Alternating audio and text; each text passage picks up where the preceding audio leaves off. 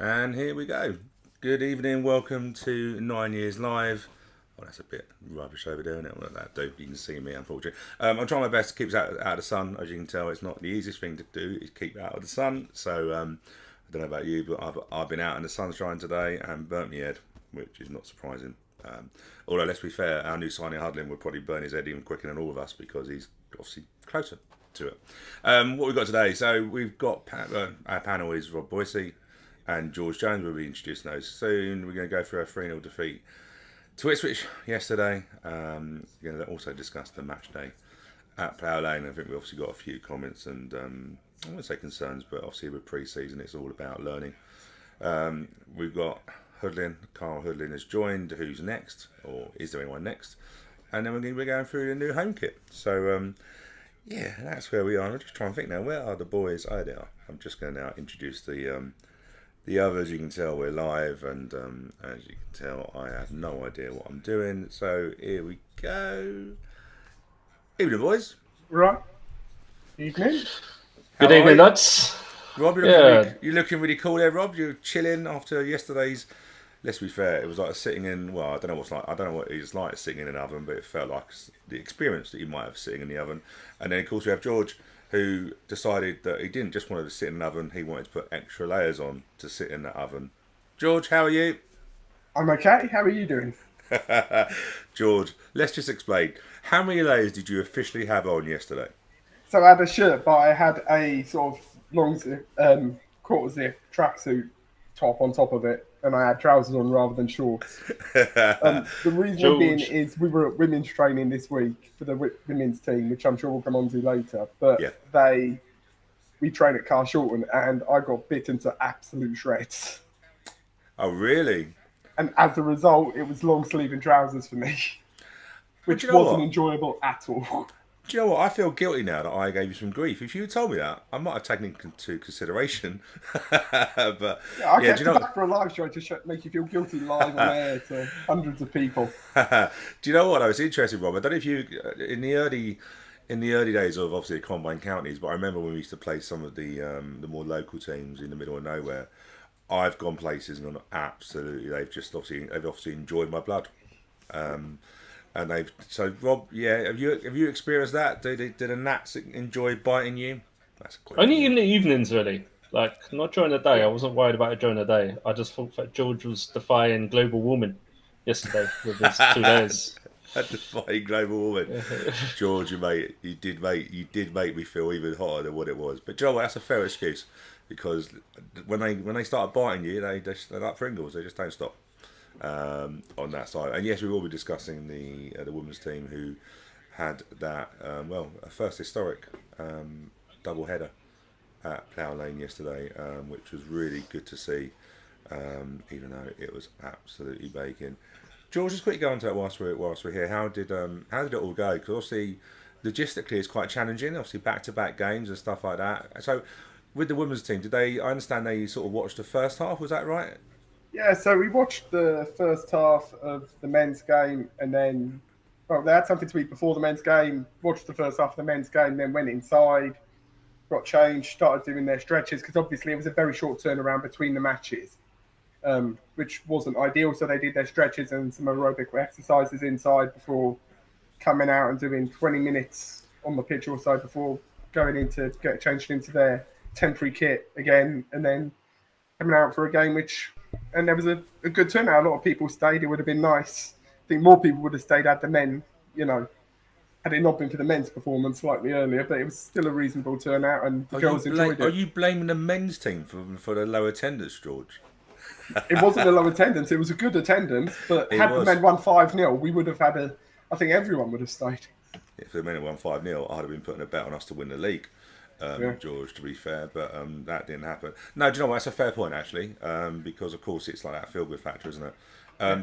How did the players deal with the heat yesterday? So changing wise, I noticed that they change because they were going down towards the Yeah, south end of the stand, weren't so we changed. So we changed in the foundation office, which is at the north end of the main stand. they? Yeah. right next to the media room, and Ipswich changed in the media room, which is next door to that. So right at the north end, right at the away, closest as you can get to the away end in the main stand. Okay. And they got changed there, but then because obviously we've only got two main changing rooms, and they were occupied by the men's teams. Okay. The heat wasn't great, but we were fortunate. There was an injury in the first half, and then we had a water break, and then second half we had a water break, and there was the injury to Gloria Sieber, who thankfully is okay. So there was the play was broken up a fair bit, so they were able to take on enough fluids, thankfully, because it wouldn't have been enjoyable for them otherwise. Yeah, and let's just say it's great. I'll say not great news about Gloria Saber, but obviously great news in terms it's not as feared. In terms as I say it's serious. Hey, look, it's serious. We get stretched off, but we understand that it's not as first feared, and she's out of hospital. Is that right? Yeah, she was released from hospital this morning. She's doing okay. Minor ligament damage, no broken bones. So yeah, it's a lot better than what we first feared when she was down. But thanks to Ipswich, thank you to the paramedics on site, because without them, it could have been a much more dangerous situation than it was. So we owe them a huge debt of gratitude for helping achieve a positive outcome. Definitely, and it's at times like that when the players come together, isn't it? Do you know what I mean? I've said to you before, the women's game is very much more, what's the word? Respectful. Just feels like, don't go down diving and all that sort of, histrionics and stuff. Histrionic? I don't know what that word is. Rob, obviously you were there for the start of it. Yeah, it was hot, Rob, wasn't it? As the women's come out. Yeah, yesterday was a weird day yesterday. If I was comparing it to a film, I'd be comparing it to the good, the bad, and the ugly. And when I say ugly, I'm not talking about the statue at the front. It was a bit of a mixed day.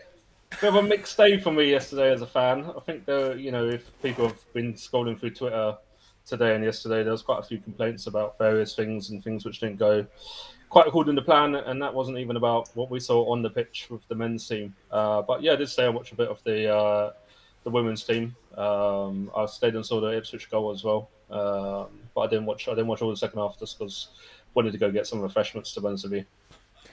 Yeah, and I'll say I think we watched 15 minutes, didn't we? But we're going to catch on to it, and we're going to sort of link onto it a little later. But it was a really hot day, and it wasn't as easy to get the refreshments as you'd hoped on that sort of day. So there was some, we didn't retire.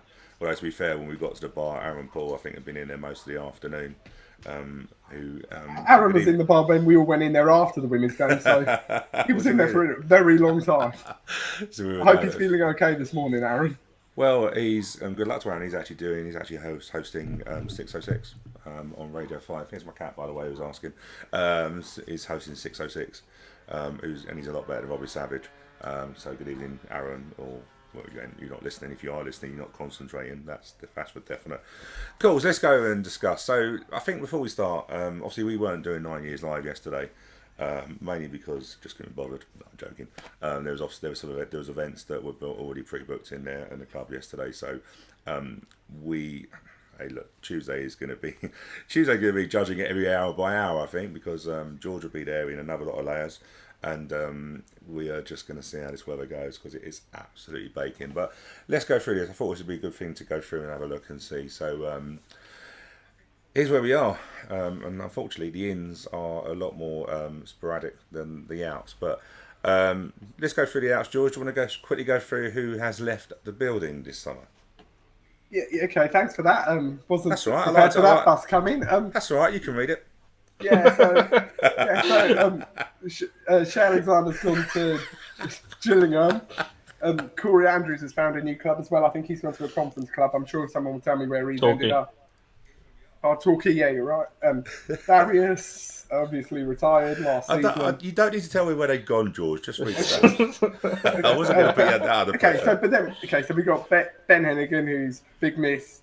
Hartigan, who's going to be a big miss. Nesta, who we'll be seeing sooner than we think.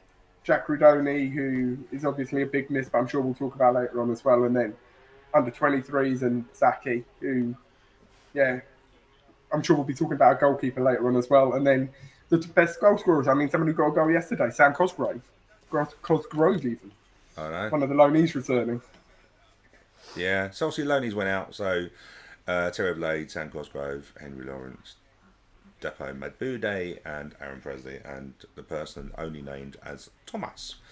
And we thank them for their contribution last season, and they've gone back to their parent clubs.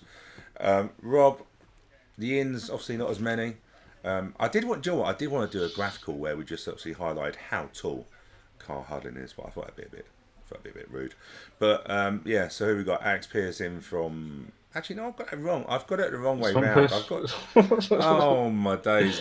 One job, Stu. One job. Okay. So Alex Pearce wasn't at Charlton. He was at Millwall, and Chris Gunner Charlton. And the one I did get right was the most current. He's a tall lad, isn't he, Carl Hudlin? Yeah, I was disappointed. I was disappointed not to see him yesterday. I was actually looking forward to seeing someone who's 6'9". I've never seen someone that tall. I think in my whole life. Never mind in football. I remember watching Peter Crouch when I was younger, but it's so long ago. I can't really remember. He's taller than Peter Crouch. He's 2 inches taller than Crouch. 2 inches taller than Crouch. So and that's, I'm excited. 2 inches is quite a lot in his life. It is. It feels like we've signed somebody from like Space Jam. You know when they turn into that big monsters. I feel like we've got somebody who's just massive.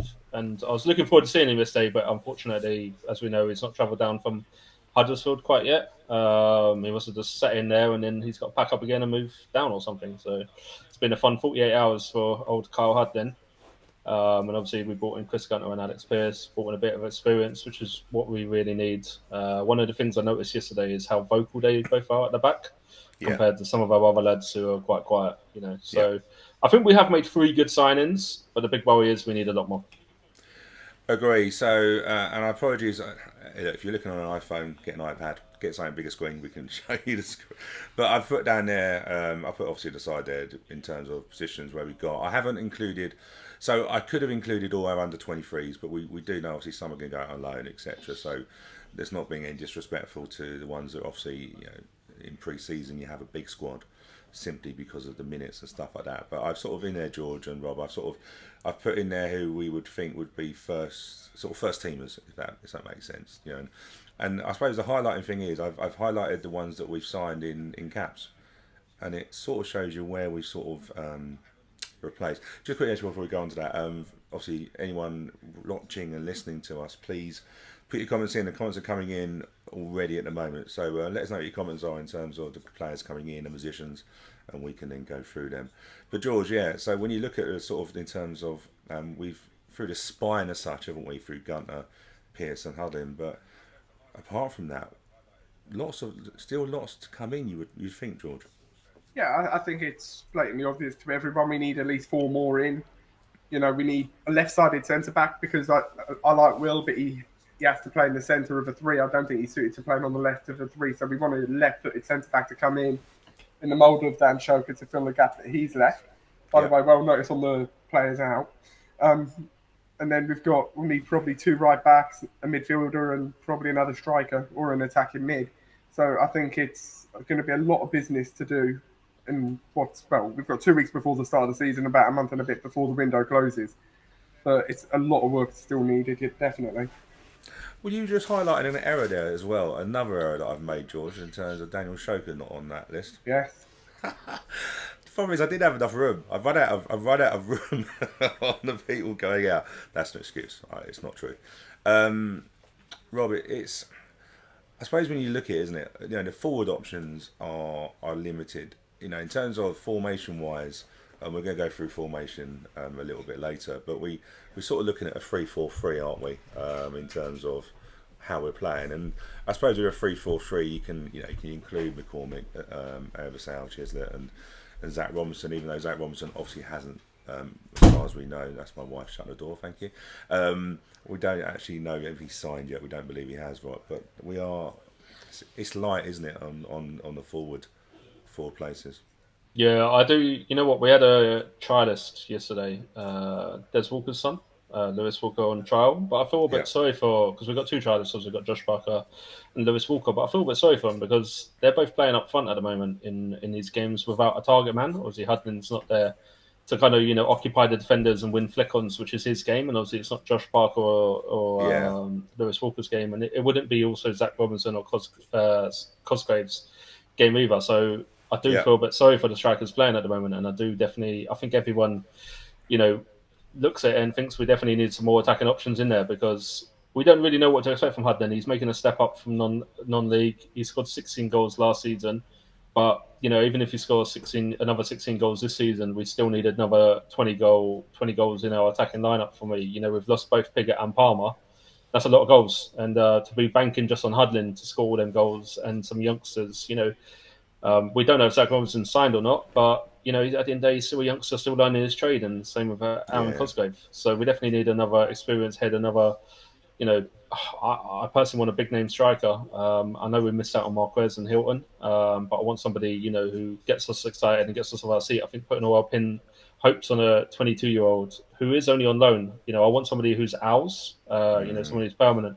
Personally, that's the next one I want through the door. Obviously, you look at that lineup, and there are quite a few other positions missing. I think the big one is we need 2 right wing backs, especially with Hassan Bilal out, long-term injury, who I think might have been a backup choice, but I think we're going to need 2. Apologies, I didn't put him on there, but obviously I think picked up an injury, hasn't he? Yeah, so he's out long term anyway. There's a few gaps, and I did see on Twitter and a few moans yesterday about Nick Zenev's performance yesterday as well, which I don't know if Johnny Jackson and that will want to bring in a more experienced keeper or somebody with a bit more confidence and maybe get Nick Zenev a loan to rebuild himself. A bit kind of what happened to James Shea when he was with us. Definitely, George. Yeah, I just wanted to hear what Boyce said about striker. I think it'd be very difficult for us to get a big name striker in at this point in the window, especially because big wages, and you've got to look, because when you get a player like Hudlin in from Huddersfield, he's not coming here to sit on the bench. And if you get a big name striker, we ain't got a bench big enough, to be fair, mate. He'll be blocking the view. We have to give refunds to the first row. Sorry, George, I couldn't resist that. So fair enough. So either you're looking at sort of a winger, which is what I'd call them, rather than strikers, in which case we definitely need strengthening there. But we're not going to get another big name number 9 because you don't do that when you're only playing one forward. You don't have 2 big names. See, I'd want another striker because I think otherwise we are limiting ourselves to play 3-4-3 our whole season, and it doesn't give us the variety to then mix up to, for example, a 3-5-2 if we're just pinning on 1 number 9 and 2 number 10s. And I agree, we need another striker in, but if we go 3-4-3, which is plan A this year, we can all agree that that's the plan A that Johnny Jackson's going with. Looks that way. You're going to be so either you're going to say to Hudlin, you're going to be rotated along with a new guy, say he's coming in as rotation, or you're saying to the other guy he's coming in as second choice. And no big name striker's going to do that. I don't think that's necessarily a bad thing, though, because when we got promoted, we had 4 quality strikers, which we rotated. Yeah. And at the moment, we have, I would say, 3 of them left to play first team football because they weren't happy with what was happening. I would say, in my opinion, that we've only got 1 decent striker at the moment who we can 100%. Bank for goals. So I think we definitely need another number 9. I mean, it's a long season when you factor in the Papa John's Trophy, League Cup, FA Cup. There's 50-plus games. And also, we don't know as well. We could get stung with Hudman getting recalled in January, which he does have that clause in. So for me, I think we definitely need to go out and get a decent striker. I mean, I was reading in South London Press the other day that Charlton have turned down bids for Josh Davidson. He scored 9 in 21 at Swindon. Personally, I hope that we're in for him, for example, because we've got the Rudy money through the door now, and fans are going to be expecting us to go out and at least spend a little bit, or hopefully have 3 or 4 signings lined up with that. We knew Rudy was leaving, and we've got this person from recruitment through the door, Jamie Jackson. So with 2 weeks left of the window, we're going to have to do something. George, I know you want to come in, and I will bring you back in. It's interesting what you were saying, George, about in terms of wingers on the 4-3-3. Because obviously last year we played 4-3-2-1, 4-3-1-2. Basically played 4-2-3-1.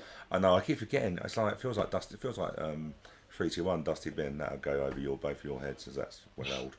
But you're right in terms of how we played. If you think about it, we played Jack Rodoni wide left, Abasal wide right. They joined in, didn't they? But you're right. They played technically as wingers. The 3-4-3 is interesting actually, because I think when Johnny's playing it, it does feel like, yes, it can be a wide 3, but it can also be a narrow 3, can't it, in terms of there. So I suppose where I'm thinking is that I agree with what you're saying, Rob. I think we probably do need another one in. I don't know. Is that going to be a loan at this point? Because my worry with Hudlin is what has he been... I haven't done this. I know, George, whether you've checked, but what has he been doing during pre-season training? Where's he been training? Has he played any games? Because we're now into the last 2 games before the season starts. We sort of need someone to hit the ground running, don't we, in that side of it? But I think if we're playing a three, and we also have to consider as well 5 subs next season. So we probably are a little bit. If we were going to mix it up, George France, we probably are what 1 or 2 up that end. Yeah. Sure. Yeah, I'm not arguing we don't need strikers. I'm just saying it's not going to be a big name, big money signing, because I just think you're saying to that. But if we bench Hudlin, Huddersfield won't be happy, and Hudlin won't be happy, and a big name striker won't come to sit on the bench. So I think it's going to be really, it's really realistic, and we have to be realistic who we can get. I think it'll either be someone of the Josh Parker mould, hopefully not Josh Parker. So hopefully it'll be someone who's played. What's he done to you, George? What has he done? I just think, because like Boyce said, we need someone who is going to be reliable, and Josh Parker, he's not played a huge amount of football, he's not prolific. I think it'd be a good option as a second signing, but we need an extra striker first. Yeah. And I do think that needs to be someone. I think it's going to be someone probably a loanee. I quite like. There's a boy at Reading who I don't know if he's going to play on Tuesday, but he's a very good and a proper target man. Done well in the under-23 leagues. I think that'd be a good option for us. I saw also as well Plange for Crystal Palace scored a hat-trick against Ipswich, and I heard a few rumours on Twitter, people linking us to him as a loan. I don't know. I've not seen anything, but I don't know. He's not a 9. Yeah, but you said we need more winger strikers, didn't you? Oh yeah. But that's what I'm saying. But I'm saying Plange, someone who's an under-23 looking to make their first team debut, their first loan is the mould that we're looking for a 9. Plange would be good as a winger inside forward, but he's not the 9. But I also think, are we getting ourselves a little bit too maybe rigid in terms of going we need a 9 or a 10? Do you know what I mean? Like, so what I mean by that is we can play a Sale up as a 9, we can play him as a 10. We can play, he can flitter across, can't he? Whether he's effective at all those, George, yeah. I was just saying it's you can't just say put Ayub in as a 9, because the reason we were successful in 2016 is we had a set style of play and we had like for like subs. When we had Bale and Elliott, and when we had Aziz and Lyle, who were both swapping like for like. Agree. So you need an alternative to come in. So whoever the backup 9 is has to be that old-fashioned number 9 target man, focal point. Yeah. And then you're going to have the runners coming off him, who are going to be the inside wingers or the inside forwards. Inside forwards. I remember. Forwards. We're going. Sorry, I was going to say inside forwards. We're going back to like the 60s and 70s. Inside forwards, George. Football revolves, did it? Go, Bob. I remember sitting on Sunday Night Live at the back end of last season going, we need 2 target men, and George going red in the face, there's no such thing as target men, we won't get target men. And now I'm sitting here listening to him say, we need to get another target man. I'm I never said we don't need target men, I said they don't exist, and we found just about the only one left. Because he's 6'9". He's 6'9", he's one of the bigger ones left, but he's just about the only one left. What would you call Wally Palmer? Target man? But like I said, I did say there was no young target men, is what I said. I don't care if they're young or old. Target men were getting older. But you two, we got comments from fans, so I want to get you two. Oh my days, season's not even started yet. So what we got? If SW Zanev is moaned at because of relegation, needs time to just play in the first team. We can go through that. I've got some thoughts on that as well. So what we got? Robin Hall. I know with a lot of this. I know that a lot of this is opinions. Hey, none of our opinions are right. So mine are mostly wrong. I'm hoping that Andy Hartigan and Nesta Guinness Walkers aren't inevitably lost. In my honest opinion, both of these are good enough to be part of a promotion side, and will too. I can see where you're coming from. I think with some of them we have to just move on. Mike Hasty, January option worries me. Should have pushed for season within the. Hey, look, do you know what? I think let's deal with this one. It's a good question by Mike. George, from my understanding, correct me if I'm wrong, I might be. Most of these season loans, even the ones that we send out, always have that recall option in January. It's just protection, isn't it? Yeah, it's pretty much unheard of for any loan deal not to have a break option, just because if something happens at Huddersfield and they suddenly lose all their strikers, they don't want to have their only one left out on loan in January. So it will be one of those there'll be a gentleman's agreement and probably a handshake done on it that he won't go back. Under, barring an emergency, but it's just emergency cover, or if Huddersfield change their manager again, all of these options. But I think it's one of those ones where we're likely to keep him for the whole season. Even if he's doing really well, I think it'll only be an emergency where he goes back. Yeah, does the January recall work for both clubs? I.e., last season, for example, would Shrewsbury have got to January and gone, let's cancel Sam Cosgrove's contract because this isn't really working out here? Does it work on both clubs? It Or would just have one to be club? mutual. Okay. So it would either some deals have a one-way deal where only the host club can do it, and some have a mutual one where we could send him back if they agree. But that would be Sam Cosgrove, who scored, by the way, and he's another Tiger man. Maybe we should get him back. I think let's not. I think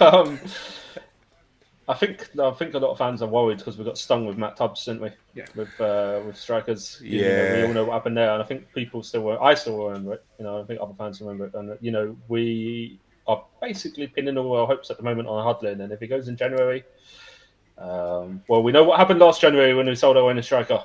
Shall I say? Do you know what? The Matt Tubbs one does scar me because him and Bayo had such an excellent partnership in that early part, and we saw what happened when Tubbs went. I think Tubbs was interesting, wasn't it? Because Bournemouth went and sold him, didn't they? So recalled him to sell him, and I think it also happened to us with Ben Perrington, didn't he? He got recalled and then he got recalled and then sold. Charlton. Yeah. I feel like you don't. Was it sold or was it moved to another loan to Charlton? I thought he just got another loan. They sort of upgraded their loan from memory. I think it was a loan, but then they signed him that summer on a deal anyway. I think it was a loan with a view too. Yeah. It's difficult, isn't it? Because ultimately, I think my personal opinion is I think we're safer with Huddersfield simply for the fact he's been signed for their B team. Yep. And George, you're right, actually. It's a good shout about manager changing because we know in the Championship that's more frequent than anywhere else, isn't it? But I think we're probably more protected for the fact that they look to him. Okay, my cat and dog are playing. Chill, you two. I think more of a case that I think with Hoodlin, I think it's really unlikely that he will get recalled because of, thankfully, Championships have got bigger squads and stuff like that. But I agree with that. Cool, good question. I was going to say also it's a big ask, isn't it, for Hudlin to step up from non-league to go into the Championship, isn't it? Like he's going to most likely need a season in League 1, League 2 before he can then make that bridge to the Championship. Definitely. So I'm not too worried. Dovetronic, we've got missing out on Hilton and Marquis have hit our plans hard. We're assuming we missed out on them. It's very difficult, isn't it? Go on, George. Yeah, I'd just that comment about Hilton and Marquis. I don't think they had any loss at all. Hilton. George, have you seen our forward line? George, have you watched George? I've just watched the season of Terrier Blade and Sam Cosgrove, and you're telling me Marquis is not. George, someone sack him. That's a comment up there with Carlisle. That's another. Yeah, but George, I don't want to hear no complaints when we sign Josh Parker. Then I don't want to hear no complaints. I would say that I would rather have Hudlin than either of those two.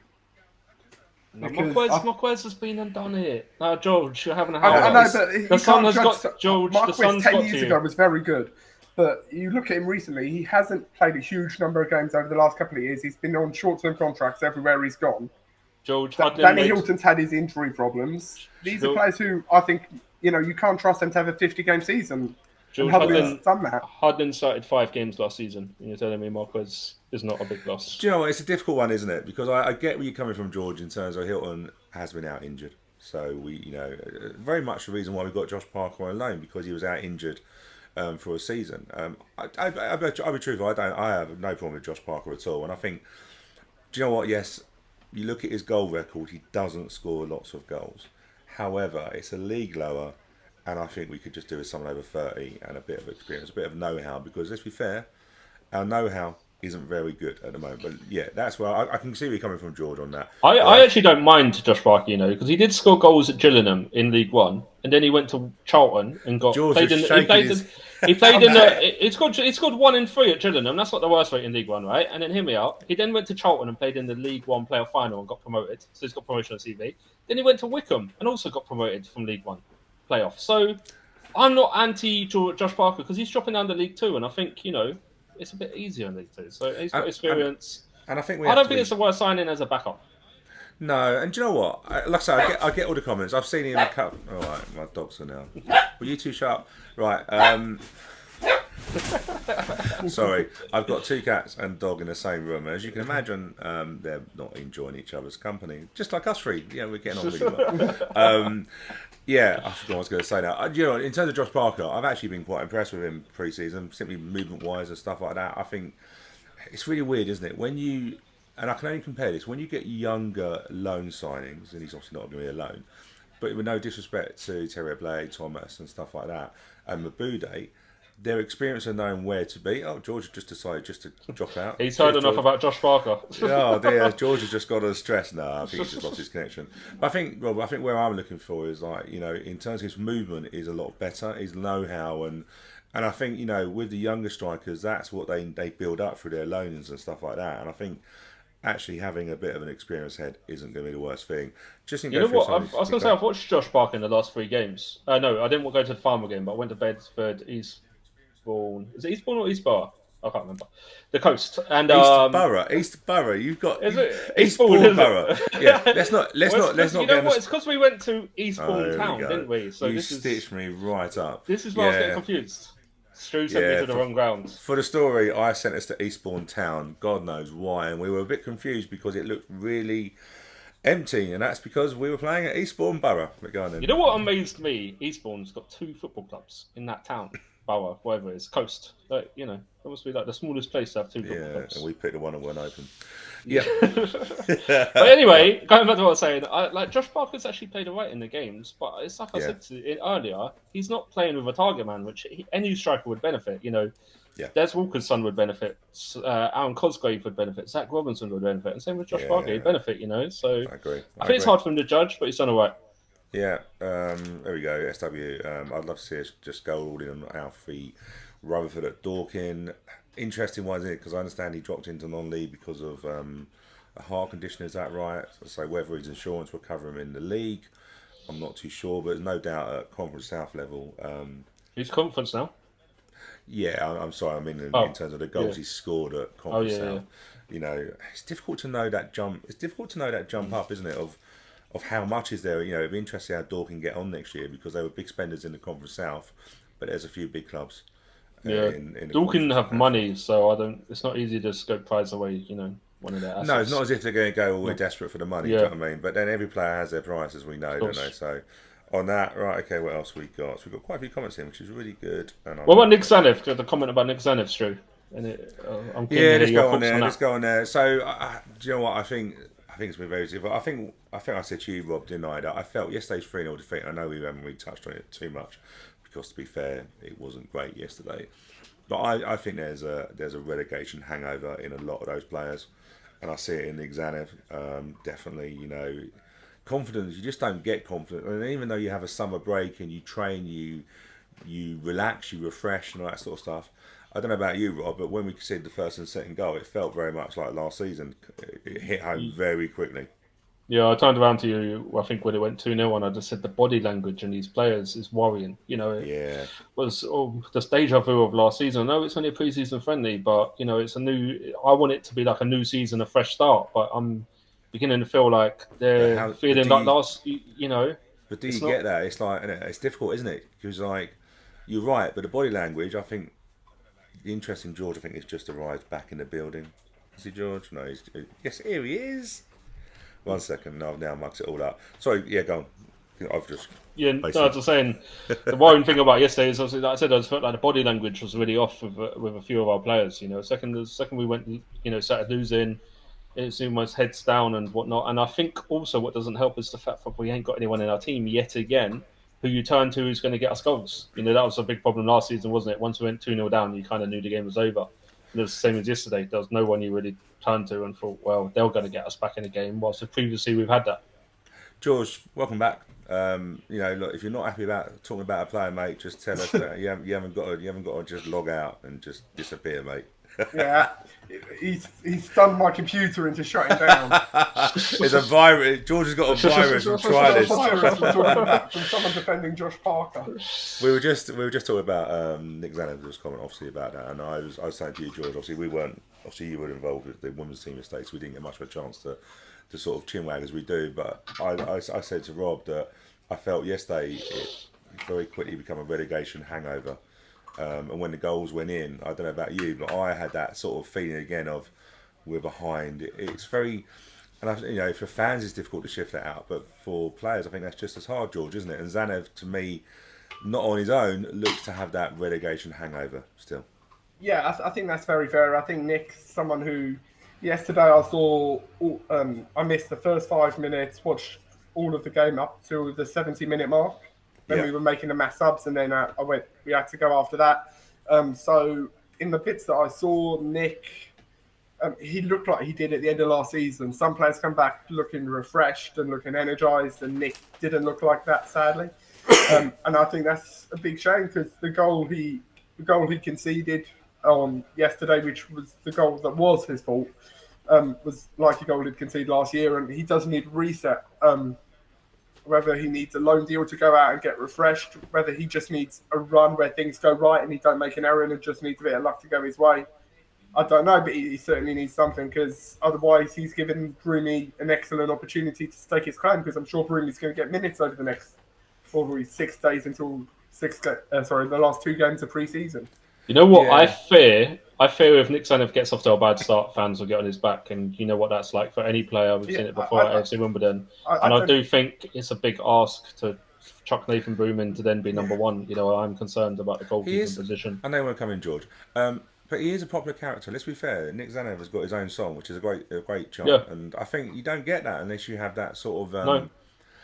And I think this is. I don't think Nick Zanev's a bad keeper. He just reminds me of James Shea when he had that patch where he's a young keeper still learning his trade, and I think maybe a 6-month loan deal might not be the worst. For example. And Georgie, but he must not. And George, to be fair to him, Johnny Jackson, I'm sure we haven't spoken to Johnny Jackson yet, but I'm sure Johnny Jackson has basically said to both of them, number one shirt's up for grabs.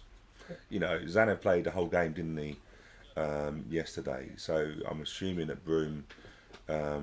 Goes in for Reading for a full game, George. So they've both got I guess they've got the opportunity to stake a claim for that number one jersey. Yeah, and I think it's an opportunity for Broomy to come in and show everyone what he can do and to stake a claim for that number one shirt because it is up for grabs. But what Boyce was saying, I think if Nick has a bad start, fans will turn on him. I think fans have already started turning. We saw that at the end of last season. Mm-hmm. We saw that in reaction to yesterday's defeat. It's one of those things where as a goalkeeper, there's no hiding space. And I like Nick a lot, and I think he's a very, very good goalkeeper, especially in League Two. But you're right, it's the same as James Shea, where his confidence has just gone, and he just needs something. He needs a run of good games or a low spell, something to just kick him back into gear. And that's what pre-season should have been for him and the rest of the team, but it hasn't worked out that way. Can I just say as well, you talk about pre-season, being good for, Nick Zanev to get his confidence back, but I also worry that, obviously we lost yesterday, and I don't know if the Reading game will go ahead or not on Tuesday night, who knows, and then we play Oxford. I worry we could go into the start of the season with 3 losses. I know that only people go, they're only pre-season, they're only... 4 losses. Well, which one's the 4th? Eastbourne. I know we had a Farnborough game in the middle, but that's why that's why I broke it up. But recently the first 3 losses all at Plough Lane. I know we're playing bigger clubs in League One or League One clubs, but I just don't think it's good for our confidence or mentality after the back end of last season, going into the first game against Gillingham with potentially, like I said, from what I saw yesterday, it wouldn't surprise me if Reading and I forgot the other team of Oxford turn us over. Yeah. No, and I do worry that's not good for Nick Zanev and the players' confidence after last season. I was very surprised. It's been a very strange pre-season schedule. Mm-hmm. Bedford was obviously last minute, so we can just pretend, ignore that. But then Eastbourne going and playing on an AstroTurf pitch. Farnborough was a lower level game, and then 3 really tough home games. I'm really surprised by that pre-season. I would have thought we'd have had an easier pre-season, try and win a couple of games, try some things out, and build a bit of momentum because when we lost, haven't had a win in 28 games competitively, losing 3 games in pre-season, 300 in a row pre-season, going into league isn't ideal preparation. So I'm surprised we've gone in with such a challenging pre-season when we could have had a couple of easier touches and tried to build some momentum and rebuild confidence because players' confidence was shot last season. There's no way around that. I agree. Definitely. Let's just get a couple of... Steve Andrews just joined, so I'm sure. One second. Just joined. What have you been doing for the last half an hour? Well, George just disappeared for 10 minutes, to be fair. So, anyway, just joined. I'm sure you've been mentioned, but as I understand, Nestor was a trialist for Reading on Saturday. Yes, we do. He was a trialist, and that'd be interesting, wouldn't it? If he's on trial in a game at Plough Lane, how weird would that be? George, I was surprised. I was surprised Reading took him because he didn't play under Mark Bowen, and obviously Mark Bowen's at Reading. I don't think Mark Bowen rated him, is the view I kind of got. And now he's a trialist at Reading, but I suppose we're reading Josh Parker's on trial with us. It could be they need a left wing back to make up numbers. It could be anything. I suppose we're linking with Nesta with Mark Bowen, isn't it? I suppose we're linking in. That's the reason the friendly's been done, and I suppose I get you. I guess he would have seen him at training. Me personally, I wouldn't be surprised to see Nesta Guinness Walker get a championship club. I really wouldn't, simply because of his age, his potential, and championship clubs will always. I think championship clubs always take a gamble on that rather than League One, whose budgets are a bit smaller. Well, look at Huddersfield, isn't it? They paid 30k to get Hudlin. It's worth the punt, isn't it? When you're, if you can pick up three players. That's the rumour, isn't it? Of 30k. That's the rumour on that, and James Oliver Pearce is also at Reading as well, so he would know about. Very good point. I've got to put this in Romney Hall Classic. Jake Jervis might be keen to return to the UK from Finland. I'll get my coat and hat and gloves and everything else. A front three of Jervis, Cosgrove, and Josh Parker. Let's do that for Gillingham games. Doesn't us out of Europe now reflect that we can't get one from Finland? So that's not a no-brainer. I'm joking. But cool. Okay, so we're going to go through. We've got a new feature that we're going to have for our 9 years TV. But we thought we'd just nick it in here. So hope you should be able to see that. So graphically wise, tactics board. So this will be good for George and that. So in terms of yesterday, we set up. I've put it in here. It looked like to me like a 3-4-3 again technically, but would you say George that Gunter and Curry definitely didn't go far forward as much as they did in previous games? Yeah, I think they were very much pinned back. I mean, I think Jack Curry, obviously, it was the sort of highest level he's played against, so I'm not sure whether it was nerves, but I thought he had a good game nonetheless. Yeah. From the bits I saw, I think he's our starting left wing back going into this season without a doubt, and that's testament to the work of everyone in the academy and last season's loans program. Yeah. Gunter, I'm surprised that he played right wing back. I thought we were lining him up to play on the right of the three, which I think is his better position eventually. And if we can get in a right wing back, I think that's where he'll end up again, just because I'm not sure he has the legs to be that dynamic wing back that we really need.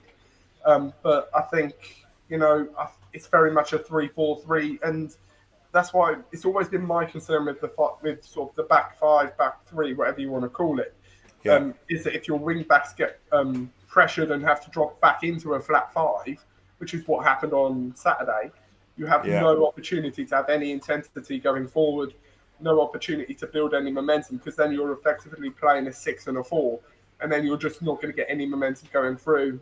And that's when having that proper number 9 target man's important, because it gives you an outlet, which obviously we didn't have in time for Saturday. But it's going to be a big, big task for us, and it's so important that when we do start playing league games and competitive matches, that those wing backs can get forward, and if they don't, it's going to be another long, long game for us, because we're just going to be like we were yesterday, disjointed and struggling to build any attacking momentum. Definitely, and as you see, this is the reason why we're doing this, is because obviously I need to practice. But yeah, do you know what? It was interesting, I felt. So I felt the areas that look at this is classic. I will get... You could have just drawn a circle. Yeah, you could have. I don't know. You're making life hard for yourself here, mate. Do you know what? Right, this is hilarious. So, guys, you will all see that I'm absolutely mucking this up. What is going on here? Like, why can I not delete that? Oh, this is hilarious. I have no idea what I'm doing. Anyway, I don't know what you're doing. Oh, there we are. Look, I can why are you not deleting? Delete. Okay, let's. Do you know what? Let's just move him out here. Look, there's a box out here. There's a box out here. This is quality. Why is he not deleted? Right. Anyway, so what I was thinking is, like, if you think about it, my thinking was obviously Cannon Baye. I think for Gunter, this is what I was trying to do, George, believe it or not, but I couldn't get rid of the boxes. But I think you're right. I think Cannon Baye probably played in there because Gunter can play different positions. Whether, because if you think about it, Gunter didn't really get forward that much, really, George, did he? He wasn't able to, was he, in the end? Yeah, no, he was pinned back, and like I said, I don't think it's his natural position anymore as a wing back. Certainly when he was younger it is, but nowadays I think he's more suited to being on the right of the three, and having a sort of a different signing coming in as the wing back. I'd quite like that to be Ryan Jackson, who obviously we all know from his time with us before. He was released by Gillingham in the summer. I think he'd be a good addition. But I think, Gunter and Jackie Curry were just pinned back too much, and then that means you don't have any forward momentum. Your front three are completely isolated, and you're just playing a midfield two. You're not going to get anything through the middle there either. So it means we didn't have any attacking options. We didn't have the outlet of the 9. So it's going to be a long season if we start getting pinned back a bit. and Stewie's just been a child now with a football graphic. Yeah, look, 1-0. I know, I'm joking. So, Stop being so unrealistic. We'll never play it full forward. so the reason I put the ball here, George, is I felt yesterday Ipswich allowed us to have the ball here. That's what they seem to be okay for us to have that ball there. But I felt once the ball went in here, the press really we didn't get any joy in there, did we? Yeah, that was the thing. The press completely they dropped back. They allowed us to sort of build up. That allowed us to get forward a tiny bit, but then they engaged the press and then they started attacking. But it's not going to happen like that. We're not going to have that much time on the ball defensively. We saw we were making mistakes passing it around from the back, even without a high intensity press. So when we go into League Two football, when it is going to be a much more intense press, we are going to start seeing even more pressure on that back line and guaranteed to see more mistakes just because of the press. And it's one of those issues that we're going to have this year. And it will, like you should say, it's going to turn into, at times, effectively a 6 and a 4. And if that happens, you need the 9, and you need the 9 to be having the game of his life. Because if he's having a poor game, the ball's bouncing off him and not falling to yours, and you're not getting the second balls, it's just going to come straight back at you. And that's when you start building pressure, and that's when, again, more mistakes fall into game. Yeah, and just as we put in here, this is what seemed, Rob, this is what seemed to happen every time they had the ball, is that we then just seemed to drop. So our Curry and Gunter dropped in, Marsh dropped in the screen here, and then this is obviously Mr. Walker. I've forgotten his first name. What's his first name? Lewis.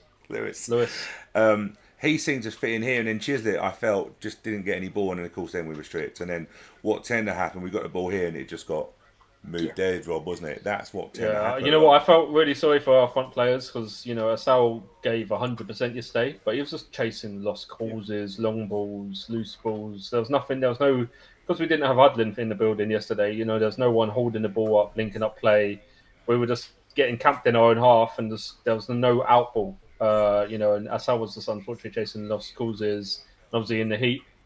Have we got the London Broncos turn up? I was just going to say, this is like Plough Lane at 4:45, isn't it? We see with the fees coming off. Anyway, I'm going to get myself in trouble. But yeah, I hope you like that. We're going to do that a bit more often.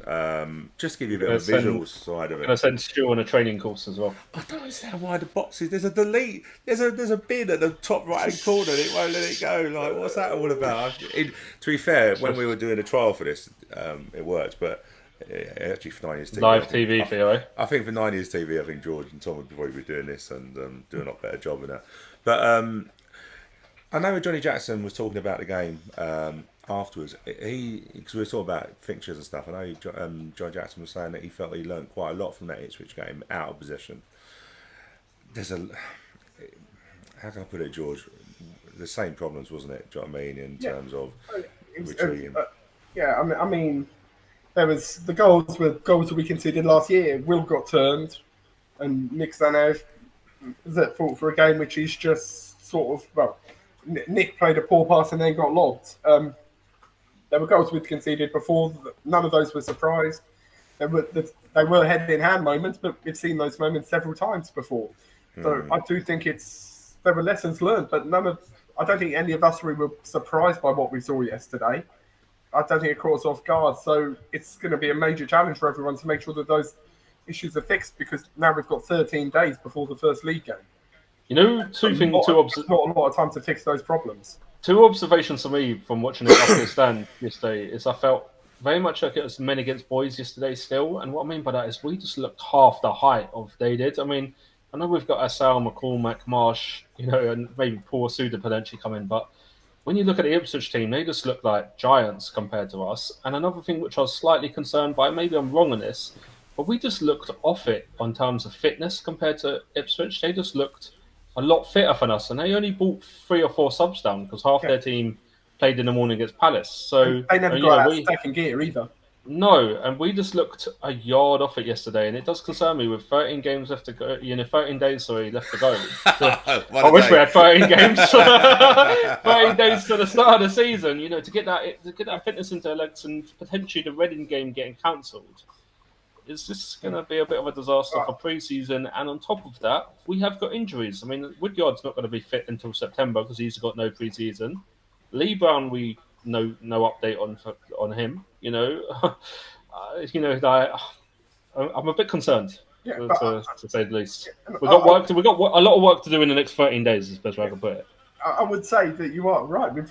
Last year we were a short team anyway, and with Salt, two of the only tall players who were in our starting 11 last year have gone, and we've replaced them, or either haven't replaced them yet in the case of Rudy, or with Ben Hennigan we've replaced him with someone even shorter. So we've lost Ben, and Alex Pearce has come in, great leader, but he's not tall. He's only about 6 foot. Chris Gunter's not very tall. Sutherland's going to make up the difference on the average. Chris Gunter's taller than I thought he was, in terms of when he is out there, he does look. Yeah, but he's not 6'3". He's not a 6'3". Ben Hennigan. And also, you say Rudy's gone, but we have brought in the tallest player in football in 6'9". I know, but I'd say that's the replacement for Palmer and Cosgrove. I agree. I do agree, to be fair. I think we definitely need to get some more height and more physicality. And it surprises. I do think more will come in because it's a big thing, which Johnny Jackson spoke about at the Meet the Manager kind of event we had in the pub. That he felt we were very lightweight and not physical and quite small. So I think it's something which Johnny Jackson is aware of because he spoke about it at the Meet the Manager event. And I would say on that, sorry, Stu, but just to end on that. That's why I just turned lights on because I didn't want to be like George was once. Yeah, we're not doing that again. The positions that the problem is, Boyce, the problem we've got is we're after a right wing back and an attacking midfielder are the two positions that are going to come into the starting 11. You'd say the other players are more about depth.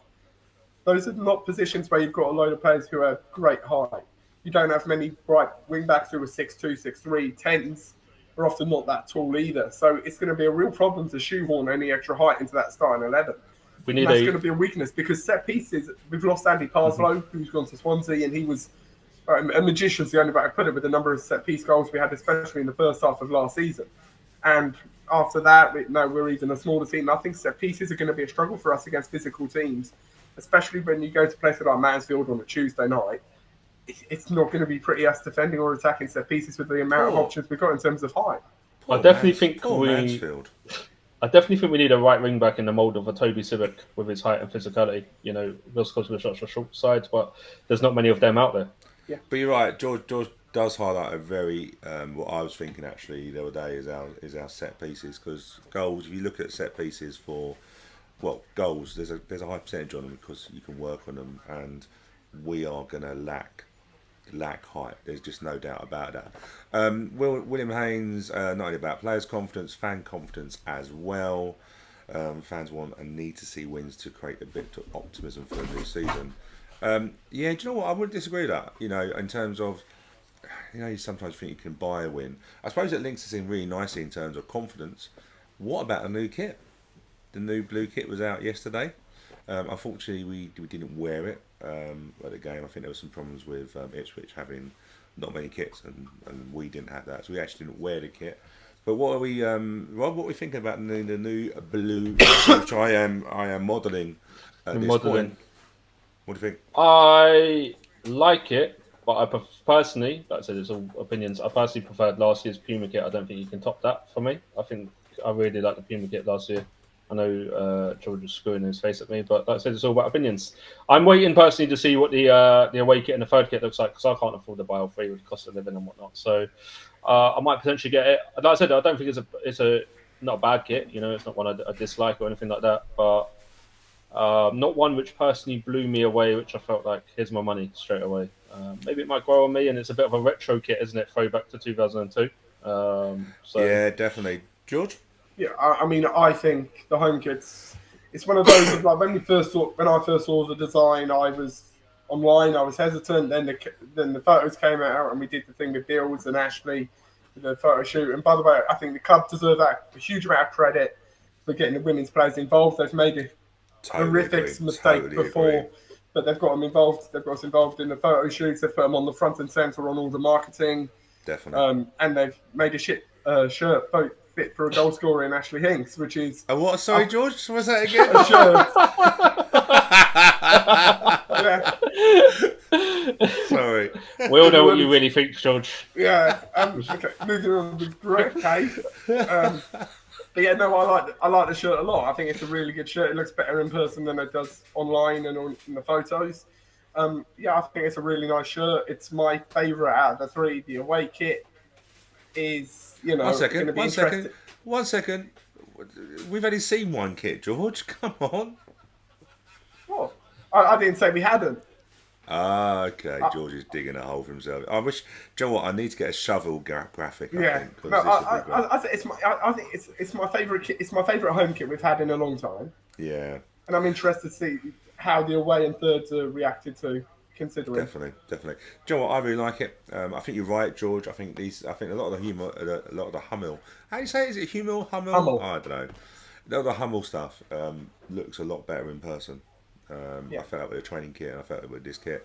It's got some nice little touches, so it is linked in back into the Tempest. And actually, we are going to get Mark Jones and Rocket Robin Bedford on one of the podcasts coming up. They've kindly agreed to come on and talk about the design and stuff like that, because I think it's always good. There's some nice little touches. It is based on the old Tempest, which is 2002. I've said to many people that if anyone wore those old Tempest tops, the actual material is like, wow. Rugby top hat, wasn't it? Wasn't it? Like, if you wore, could you imagine, like, well, to be fair, George, you probably would have wore it if you could. Could you have worn that yesterday? That material was not designed for that. But I think, you know what? I think it's really, I like the kit. I really do. Difficulty this year, obviously, was as Robbie rightly said. Obviously, we've got 3 kits coming out. I believe they're 1 years, aren't they? So the home kit is a 1-year kit. Okay. Well, what are the away kits, George? That's been announced when we unveil the kit. Yeah. Okay. So I think I'll probably drop my foot in there, but I think we believe it's a 1-year kit. That can be confirmed at a later date. They are expensive at £50, although I do know that they were going flying out the door. Obviously being paid for first yesterday, but they were flying out the door from the club shop yesterday. So they are going to sell. And do you know what? I am a bit of a critique about clubs only bringing 1 season kits out. If it's just the home one.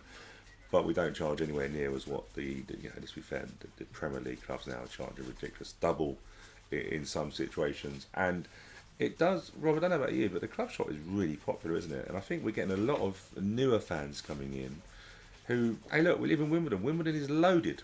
Like, I suppose because the money coming in is so important, if the demand is there, make sure the kit is there, isn't it? Well, you know what? When I started the show and said yesterday, reminded me of the good, the bad, and the ugly. The good definitely was the club shop and Matt, the job he does in there. It was open on time. Obviously when they had limited stock, but for the home kit, but everything laid out nicely. Quick and easy to get served, and we also got a load of new kit in there, and it's just well organised, and he just runs a tight ship. So full credit to Matt. I think he was spot on yesterday. Does a good job, and they probably don't get enough credit, to be honest with you. But, 100%. I think, like I said, I queued up with you early doors, 11 a.m. We were queuing up in the sun. Do you know what? I got in that picture, right? Someone took a picture. Someone dropped out the picture, George, didn't they? And then my wife literally goes, "You're the sado in the queue." I'm like, really? Like, really? I had no choice. I was there. I couldn't get out of the queue because I lost my space. Jim was like a kid at Christmas queuing up. Do you know what, right, George? You missed it, by the way. But Aaron Paul, who's probably 80, yeah, actually 606. Aaron was down at the game yesterday, and we both turned into children. I got the decals on, as you can probably see. I got the decals on and stuff like that. Aaron was like, right, I want that. I got this because I want it to be the only League 2 shirt we have. Obviously, we're going to get promoted this season, aren't we? I bet you're glad it's a 1-year kit. Had it not been a 2-year kit, you would have been really awkward getting the details on it. You'll have to ask Matt to scrape it off in the summer next year. Yeah, you're right. To put hopefully the League 1 on. Well, I was going to say I read the Don's Trust minutes in the week, and promotion/playoff is the target. So, one season kit and a 1 season in League 2 apparently. That was in May, but yeah, we did become children, and I was a little bit horrible. There was a kid getting the number on the shirt, and I was going, "Get Redoni number 12 on it," and yeah, I realised I'm being a right proper. I thought you were going to say you pushed them out of the way. Like, I want the kit first. I would say with the women's team, it's great because we saw print shirts with women's players and numbers on yesterday around Plough Lane, and that's just goes to show. Really? Yeah, that's good and news. that goes to show how brilliant it is, how successful the move's been. That fans and people are going out and buying Wimbledon merchandise and putting the women's players' names and numbers on it. And I think it's a great thing, and we should be embracing that. George, why did the women's temp kit not have numbers on the back of it? Are we really cutting the budget that much? We want so numbers on the temp the- kit. Do we have to refund it to Hummels? Do we have to give it No, back all ironed and washed? So what's going on? So for basically, the options for us are we want to, for reasons that we can't talk about now, but we can explain later. Okay. We want to keep the yellow kit so we can use it if we needed to in an emergency for a league game. So we'd need to use the league branded names and letters and numbers on it, and we haven't received them yet. Fair enough. That makes sense. It's the simple reason for that. Do you know what? Yeah, and like the graphic stuff that was done. I know the guys that do it. Ben, has been really good for us in 9 Years TV. Loved it. Loved the fact we had Hannah Billingham, obviously captain. Although I did notice, right, Hannah Billingham's laughing. Alex Woodyard is doing some stupid pose. Like, come on, mate. It's like. Well, to be fair, when that photo shoot was done, we'd had a much better season than the men. Yeah, okay, interesting. And also talking of graphics as well, I was going to say Mark Jones gave us a little tour of the graphics up in the West End, and that was quite impressive as well. Do you know what? Jonesy's done a really good job. I don't know if you got a chance to see it, George, yesterday, but there's something there for everybody. And the funny thing was, there was a guy there who had a picture taken with about 40 years ago or something. Yeah, and to be fair, it didn't look like he'd aged that much. It was just it was black and white, the picture. But if you get, and I'm sure he. I was like, hang on, that's you. yeah. Did have to guess too much, and it was probably about 40 years apart. But I have to say, so much work has gone into that West End concourse as you come in. I absolutely love it. In terms of, there's always something that I see differently when I go there. I think it's I really do. I think, do you know what? Wish had done that. I know Mark Jones has done some really good stuff. I think it's really, that's, as fans come in, a lot of them are going to the West End, aren't they, George? And they're going to see that. And it's just, I think it's great. It's portraying our history. I saw the reaction Lyle Taylor had to his picture in the West End. I just have to say, guys, really great job. And if you haven't had a chance to see it, please do. It's really good. Yeah, I think it's incredible because, you look at it in the first few games, we were at Plough Lane. It didn't really feel like home, the entrance to that West Stand.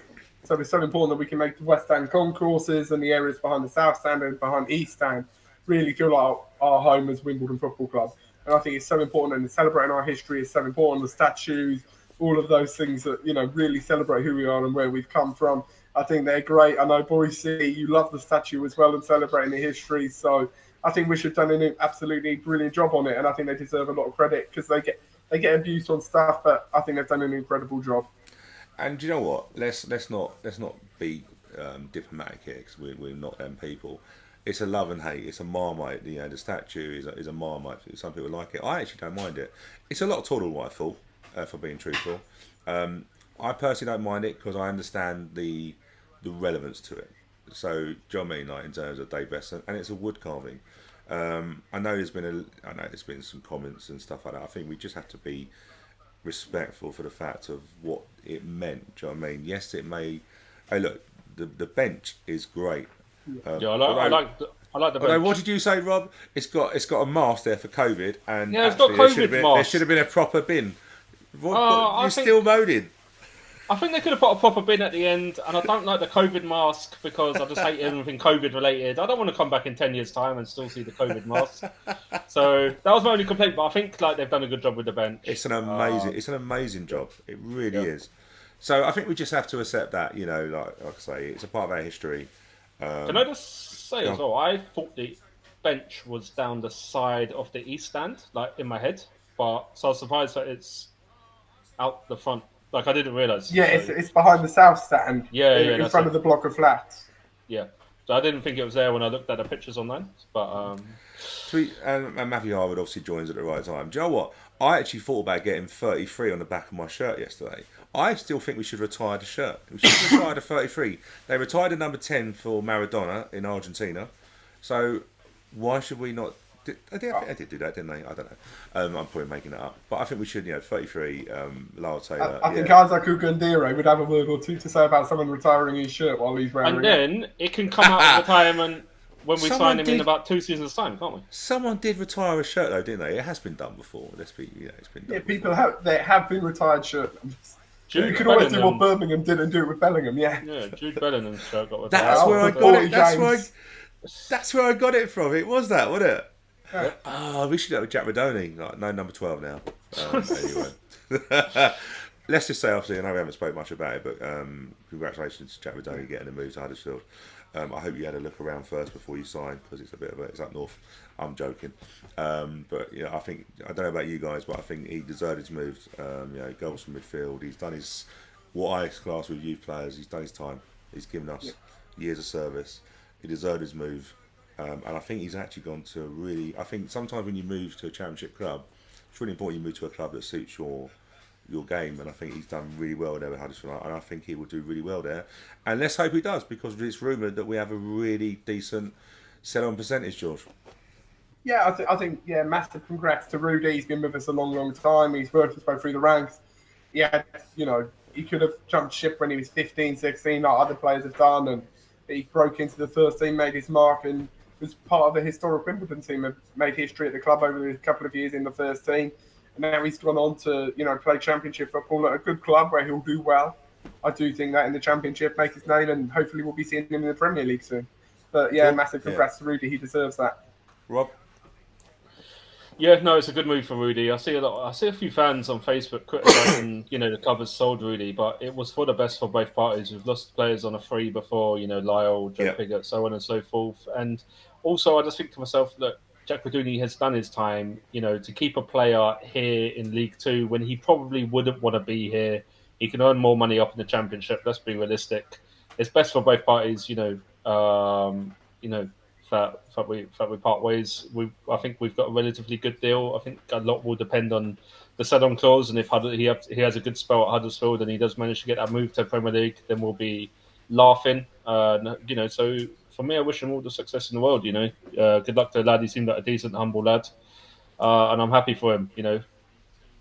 Yeah, I would say on that it's so the sell-on fee is, if it's 15% has been widely reported. We don't know how true that is, but it's so important for us that happens and that he can get that move. And when he does make that move, because I believe it is a when he gets that big money move, I think it's so important that there's a fee involved in that, because you've got other young players who, Matt Cox has just signed a long-term contract at Brentford, so when he makes his big money move, we'll get a lot of money from that, hopefully. But then you've got players like Joe Bursick, who's doing incredibly well at Stoke. He's entering the final year of his contract up there. And when he makes his move next summer, if he moves on a free transfer, that leaves us very vulnerable, because we wouldn't get any money from that. So hopefully when he does make that next step afterwards, he hasn't run down his contract and he can make a move same way he has this time. We keep everyone happy. Yeah, and you know what, George, that's the rub with that, isn't it? And to be fair, Coxey at Brentford got a Pardew, didn't he? He got a 6-year contract, which is great, because, like I say, and from my understanding, George, I think if I'm correct, because the deal is still with the same club, it's an extension. His sell-on clause still stays with. The way contract extensions will work in 99% of cases is it's his time at a club rather than a contract. Yeah. Some clubs do have it where buyback clauses are slightly different, but sell-on fees are normally for however long he'll be at Brentford. So hopefully when he makes the move to become a number one at a European club next season, hopefully we'll get a massive fee from that. And you know what? A 6-year deal, that's massive, but it just shows you what Brentford, in terms of their model, isn't it? And I noticed there was rumours that Ivan Toney might be signing for Newcastle. And if you look at Dan McCancy, when he obviously Peter went to Brentford, he done a sell-on clause then, didn't he, and stuff like that. So, that's where you can make the money. And I think this is where, with our youth players, we need to be. And I'm not saying we're not smart, but the sell-on clauses and stuff like that really does mean that we get additional income throughout the years rather than just. Well, I was going to say Exeter got it with Ollie Watkins, didn't they? Because he moved to Brentford and then he's gone to Aston Villa. They got a sell-on clause, and now they've just got promoted to League One, probably with the money, I would imagine, from Ollie Watkins. And nobody moves for 1 or 2 million, do they, from them clubs? You know what I mean, you're looking into double figures. So, didn't he move to Aston Villa for 20+ million? Didn't he? I think. Yeah. So that's the thing. Basically, the general rule of thumb is you'll get whatever they paid initially is the sell-on you should be looking to get. At least that, hopefully a bit more in most cases. Yeah. So it is a major money earner for a lot of clubs at the lower levels. And, for Exeter, they've been set up, well, it's probably a whole year worth of revenue for them they got through that sell-on fee. And that had been something they wouldn't have budgeted for and they've been able to build on. Definitely. I think Wish have come under criticism due to not having any dialogue with fans. I think it's very difficult, Dub. I think, I hope your first name's Dub, I'll just call you Dub. But I think it's very difficult. I think it's like a lot of things. If everything is done through communication for everything. I think things just won't get done. I would say with Wish, I think a lot of stuff they've done is very, very good. And there are some areas, but I think we have to be careful of not throwing out where they didn't communicate with us when there's something that we don't necessarily like.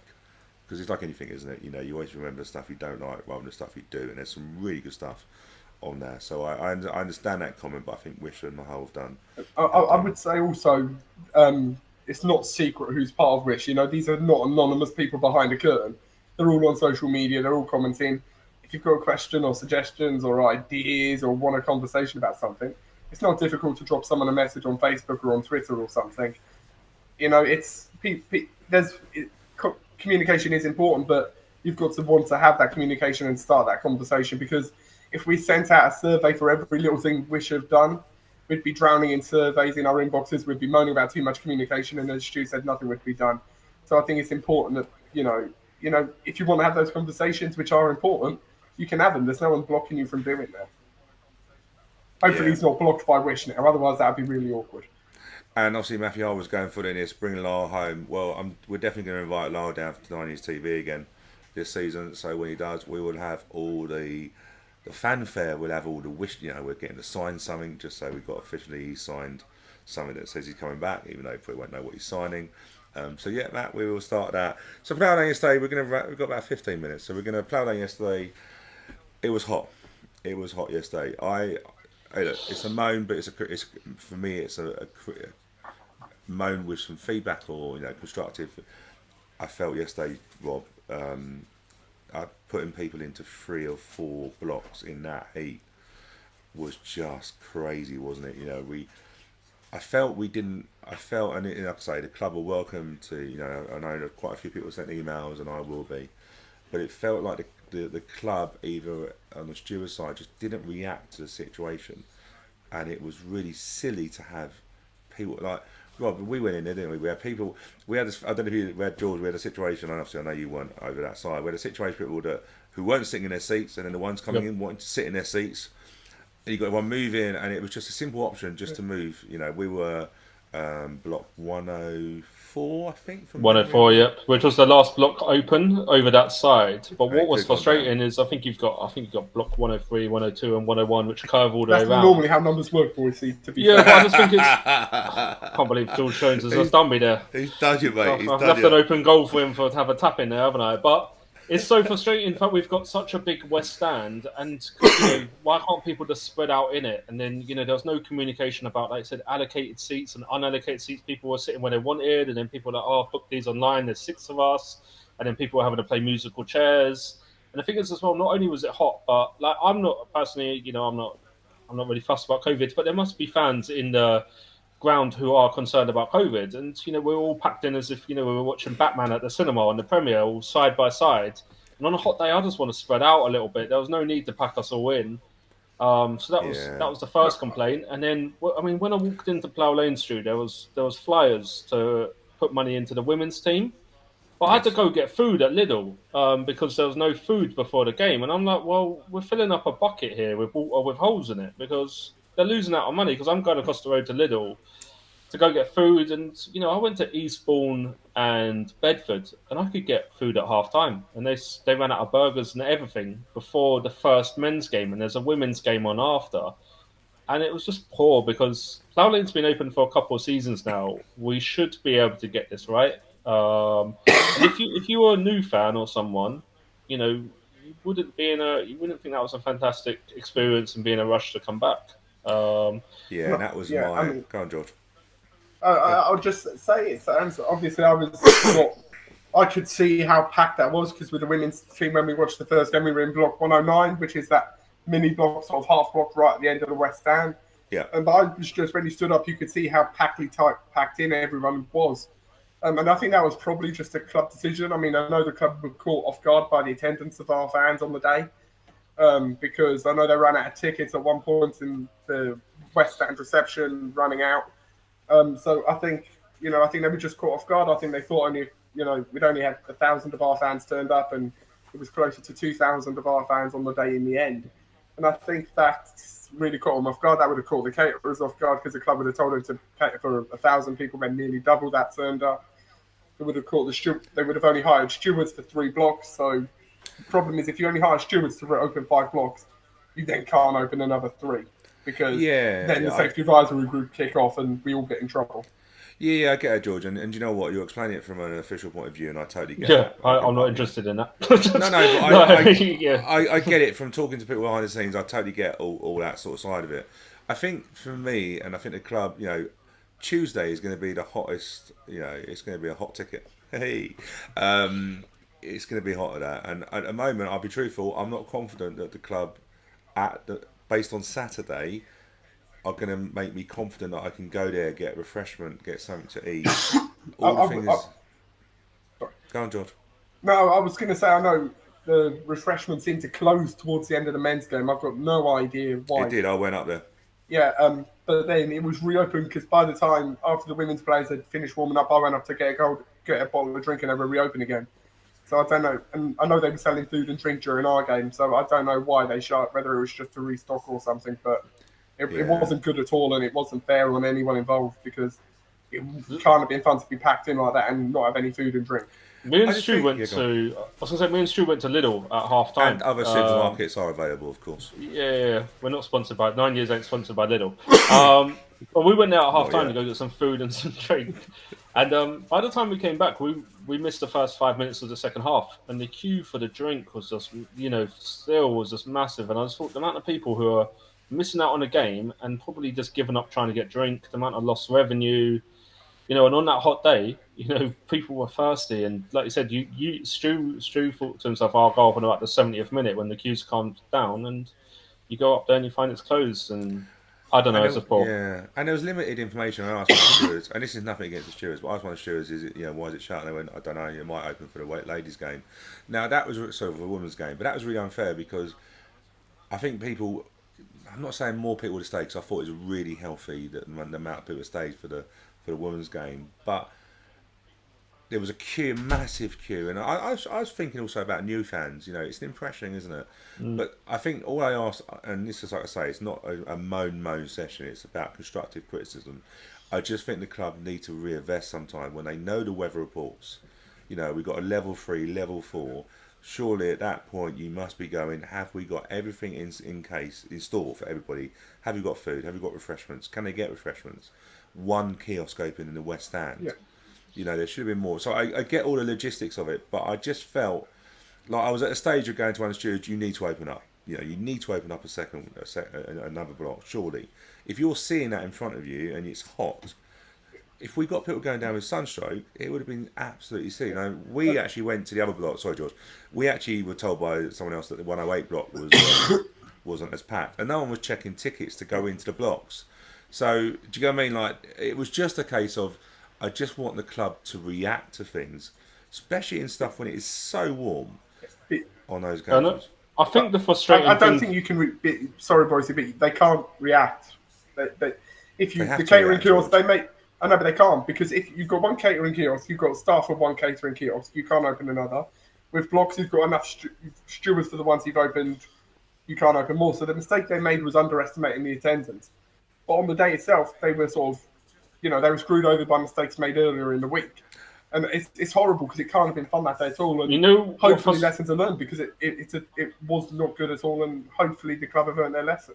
You know what frustrates me the most is I went to Eastbourne and went to Bedford pre-season friendlies, and they're clubs which are, no disrespect, smaller than us and semi-professional, and they got him way more spot on than we did. And like I said, I want new fans to come to Plough Lane, because when you look at the price of like Fulham season ticket this year, they're one of the most expensive in the league. So we need to be picking up these fans.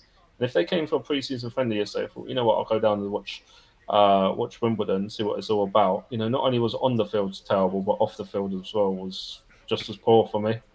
Yeah, I agree, but all I'm saying is on the day there was nothing anyone could have done about that. The mistake was made earlier in the week, and that was probably caused by underestimating the attendance. But George, like I said, we've had Plough Lane open for a couple of seasons now, and I'd liked us to have ironed out these issues by now, personally. Yeah, I agree. The club got it majorly wrong because, if you'd have asked any of us what we thought the attendance on the day was, we would have all said roughly what it was, which was about 2,500.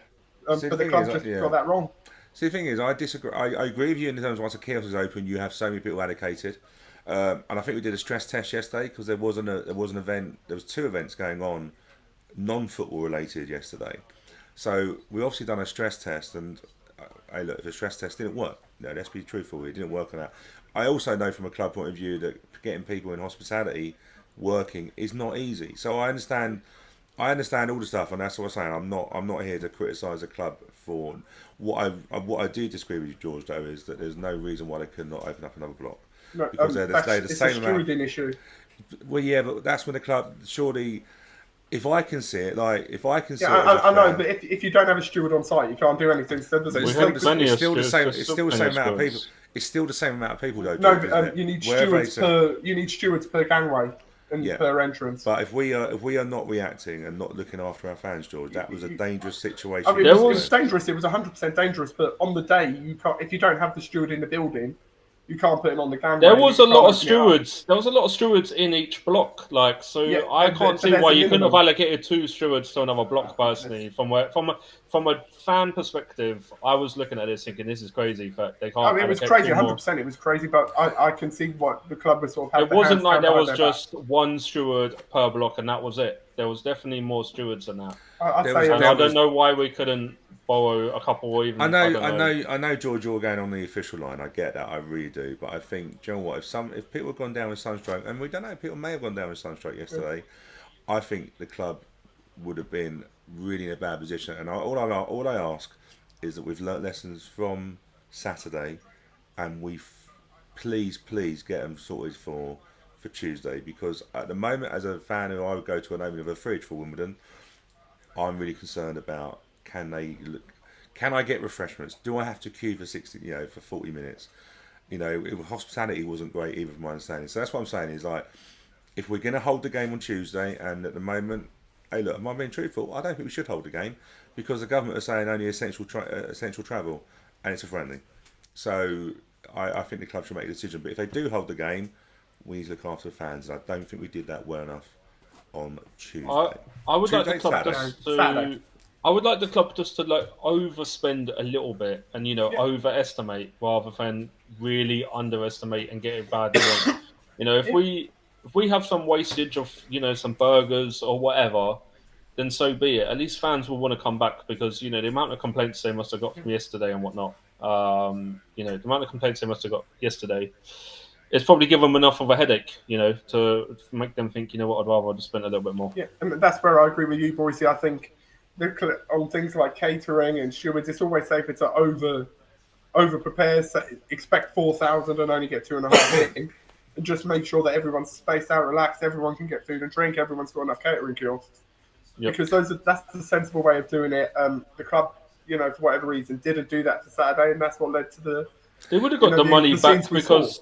They would have got the money back anyway because, like I said, me and Stu ended up going to Lidl and spending our money over there. So, and do you know what? Lidl is lovely now. It's reopened. It's massive now, isn't it? Do you know what I mean? Boyce and us couldn't really find much to eat because it was so wrong. We were a bit lost. It was too big. I was like, which aisle do I go down? Yeah, Boyce had never been into a Lidl. Do you know what I mean? He lives in Redhill. Do you know what I mean? Like Marks and Spencer's and all that sort of rubbish, isn't it? But do you know what? And what I would say, and this is why I would always make sure I'm constructive with my criticism, is I know hospitality is really difficult. And there probably isn't. Hey, do you know what? We probably can't get any more people for Tuesday because it's not easy to get numbers at short notice. And if that's the case, maybe you have to restrict the attendance. Simple as. Do you know what I mean? I would say, sorry, Stu, for talking about hospitality and Tuesday, the stress test is where was the bit that would have hurt the hospitality because you had the 2 additional events on upstairs, which would have meant that you had people split between 3 rooms rather than just one. There was only one person in hospitality serving. Yeah, so hopefully for Tuesday, there won't be 2 extra events on at the same time as the game, so it's a bit easier to staff the match day hospitality rather than the event-based hospitality. Yeah, and that's why I want to be fair because we know we've seen it. I thought we had away fans coming. I thought we had away fans coming to a game, and we didn't. We had actually away hospitality coming and joining us to fill the numbers up. So I totally get it. I totally get the numbers. It's difficult, and actually, I was served by our steward that loves us, George. On Saturday, he had to jump in. So thank you to that gentleman. I don't know what his name is, but he's the guy that doesn't like let us in the mezzanine area. but he was serving. He was helping out, and I admired it. I admired that. Do you know what I mean? Yeah. So They were. He short was numbers. reacting, Stu. He was reacting. The thing Yeah. which George said we can't do. I know. What else we got to discuss? Well, we got. Let's see. The first thing. Just looking at messages coming in. 40 degrees heat. Like, this is ridiculous. Like, what is going on with this weather? George, what do we do? So Tuesday we got a game. Tuesday we got a game. Saturday. What are we expecting from this week? We're expecting. Are we expecting now at this time of pre-season, George? You start to see the minutes are done in the bag. Starting to see a lineup. Are we expecting that maybe Tuesday and Saturday? I think Tuesday's going to be the reverse of what we had this Saturday. Basically the young sort of, I don't want to say weaker team, but the younger team getting more minutes with the senior players getting fewer. And then I think next Saturday versus Oxford, I think you've got to go your starting 11 for the Gillingham game. I think you've got to go as close to that as you can, and then react, and hopefully there'll be nothing, and most players can get through 90. Because it's a bit worrying. We haven't had many players get 90 yet. And we've only got one game left for them to do that. Because there won't be anyone who played extended minutes on yesterday getting 90 on Tuesday in that heat. Obviously, we're talking about potentially cancelling the game on Tuesday because of heat. But would it be more of a disaster from a club, like from Johnny Jackson's point of view, if we were to cancel it? So I said, if you give the minutes to the younger players and then give the full 90 minutes on Saturday to the full team, are we going to? Do you know what I mean? Are we going to be a bit short on? I think it's very unlikely. I think it's very unlikely the game would be cancelled. I think it's more likely to be played behind closed doors, either at like 8 o'clock in the evening, or start it at 10 o'clock in the morning before it gets stupidly hot. But I think I'd be absolutely amazed if the game doesn't happen. I think it's just a question of if there's a crowd there, or if they move it to AM, or even start it even later. Yeah, do you know what? I think you're right. I think they will move it to a 10 a.m. because actually, if you look at the temperatures, it's a lot cooler in the morning. It's if you look at the temperatures, it's going to be 26, 27 in the evening. Hey, look, do you know what? I want to go to football, and I love watching football. I just think this heat. I think encouraging people to go to getting on a tube, which must be like sitting in a sauna. I just think it's. But I think the club needs to make a decision. Like I say, we have no. We are the official podcast, but we don't know what's going on with the club. We haven't asked them or anything like that. But it's just a personal opinion, and I've been told by the wife that I'm not allowed out, so I need to get the release papers for the heat on that sort of side of it. I suppose before we go, are we expecting what we're expecting? Anything in this week? Are we going to be eagerly looking and seeing who's coming in? I really hope we have some deals lined up with the Rudy money, because we knew he was going out the door, and I really hope we get 3 or 4 in this week. I know that is a big ask from the club, but as George said earlier, we've got 13 days to kick off, and we really need to get the bodies in, and we need to get the preparation in, on the training ground, and the pre-season friendly on Oxford, so the team can start the gel ready for the Gillingham game. So I want a forward and a right wing back minimum this week. So at least 2, but I want 3 or 4 in the door. We are desperate for signings. Yeah, I'd agree. I think I want at least 3 in this week, and this is the first real stress of Jamie and Johnny and basically coming in and the new recruitment team, because we saw what happened in January where we let Ollie go and we didn't have replacements lined up, and then we ended up getting Sam Cosgrove in a couple of weeks later. Scored a goal yesterday. Good goal as well. Scored a goal yesterday. We should get him back. But I think we're in a position where we really need to try and, we need to get business done this week, because if we don't, they won't have played together before the Gillingham game, and they might not even be there. And we've got a really tough start to League Two. We've got obviously Gillingham twice in the league and the cup. We've got Mansfield away. We've got Hartlepool away, and you know what that's going to be. That's going to be a tough game, just because where they're going. They're not going to be. It's not going to be free flowing football. It's going to be a tough physical introduction. Do you know what? It's not going to be. It'll be cold compared to what it is today. Do you know what? We can have a heat wave, and it'll still be like cold in Hartlepool. It will be like, if you want to get away from the heat, just go to Hartlepool. I'm joking, Hartlepool fans, but it won't be warm over there. Nowhere gets warm in Hartlepool. What are you expecting this week, Stu? I'm expecting to get burned. Huh? I'm expecting to get burned with this. If I'm being truthful. We spent 3 hours today putting up a paddling pool for my son, and then it takes 3 hours for you to put up a paddling pool. Yeah, it's a massive. It's Sounds like like 8 by whatever it is, and it was full of grass. My son would just kept going out, put it back in. But yeah, and it was cold. But yeah, that's my. I'm expecting. You know what? obviously. I think if the loan market should be interesting. I think some clubs will be starting to send some loans out. I think that's where we need to be prudent. I don't want us full of loans. I don't want loans for loan's sake, but I would like some decent loans. But I think I'm with you, Rob, when you said about permanent. I'm always concerned that we need to get some permanent things. And if the Rudy money obviously is available, whatever's available, I'd like us to. Do you know what? I'd like us to show some intent. And I'm not saying this. I'm just saying what I heard by rumours. So don't jump on me on this one. But it was rumoured that there's a striker at Southend that they want 6 figures for him. So you look at 100k. I'm not saying we should spend that, but I think we should reinvest the money. And if there was a player out there we scouted that we feel that it's worth, because we made a punt on Joe Pigott, 70k or something, didn't we? And look at that thing. So I suppose in a way, I don't want us just to spend money for the money's sake of it, but I'm hoping we've got some targets in place. And do you know what? Sometimes you've got to spend a bit of money because you can't. Especially in the forward departments. I feel that you can skimp and save in other positions. That's where you got to spend. Yeah. I'm the same as you. I quite like that look at that Josh Davidson from Charlton, who I believe they're looking to sell. It's in your head now, isn't it? Marcus. You know what? I went on Wikipedia. He's got 9 in 21, and I was like, wow, 9 goals in 21. I've never seen a striker like that recently who scored so many goals. Yeah, we should let him go. Yeah. But yeah, we should sign with the Rudy money. Ollie Palmer, 300 grand. Get him back.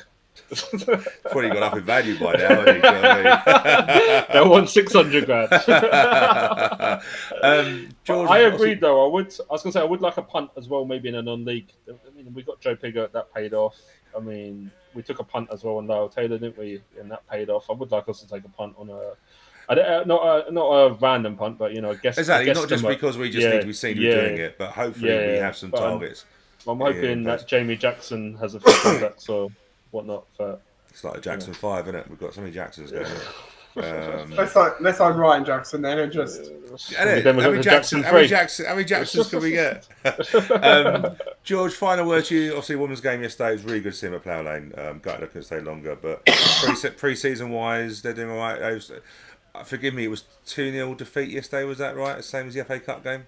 Yeah, thanks for reminding us of that 2-0 defeat. Yeah, but we were the better team for pretty much all the game. I know you guys only saw the first 15 minutes or so, but I'd say we were the better team in that spell and for the rest of the game. And then, they scored with one of their very few chances. And then second half we started okay. Then the injury to Gloria, which sort of caused a delay of about 15 minutes, and that killed the game. Because you know what?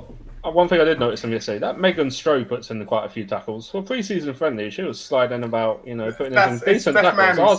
Steph Mann who slides in. Steph Mann was the one who was making tackles. No, Megan Stroh. Steph made a few. It was Megan Stroh, though, who made a couple in front of us. I thought for pre-season friendly, people don't make side challenges. That's quite impressed. Meg and Steph are very much in-your-face, aggressive, tough tackling midfielders. And I think they showed what they're about. Just that high energy, high intensity, play to win every single game. And, they showed what they were about. And I think they did themselves proud yesterday. And I think they showed everyone who hadn't maybe been to a women's game before what they're missing out on. And hopefully we'll see a lot more of them back at Plough Lane later this season. Yeah, and do you know what? I was gutted. I must admit, I needed a drink, and we just couldn't get a drink. I was struggling after the heat. I did want to stay. But I think the observation I had for the 15 minutes I saw was the difference in squad in terms of the Ipswich team was, and this is no disrespect to the ladies, the women, were a younger team, weren't they? But I felt the Wimbledon team looked a lot more streetwise, bigger in stature, and you know what? It was you could see it was an interesting battle in terms of how we are. But no, do you know what? I will get down. I I promise I will. With that, what's left for the women's team pre-season wise? So we're basically playing every midweek and every weekend between now and mid-August in pre-season. We've got a game Wednesday night at Carshalton Athletic where we're playing Portsmouth.